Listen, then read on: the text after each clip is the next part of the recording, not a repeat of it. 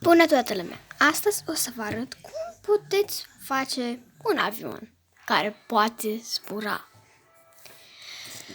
În primul rând, o să vă trebuie o foaie și să o îndoiți. Așa, ups. Așa, ca să vă fie mai ușor. În jumătate. Și o deschideți. Și îndoiți. Pe partea asta. Ce pot să fac? Și pe partea asta faceți așa.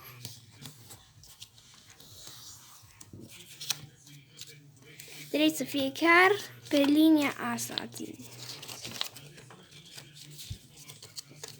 Și pe aceea o îndoiți.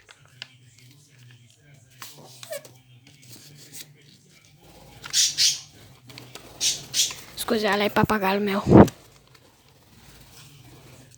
Și iarăși, unde vedeți linia, îndoiți.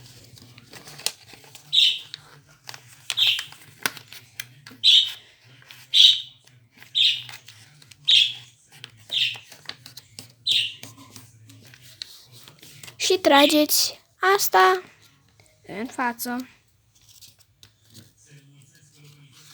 Și o îndoiți pe chestia asta aici.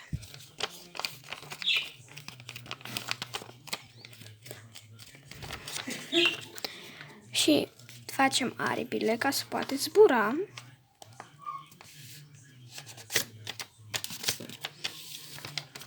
Și pe partea cealaltă.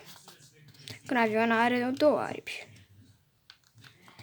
de zburat.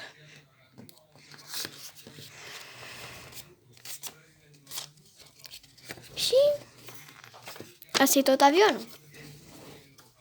Distrați-vă, jucați-vă și la revedere, toată lumea!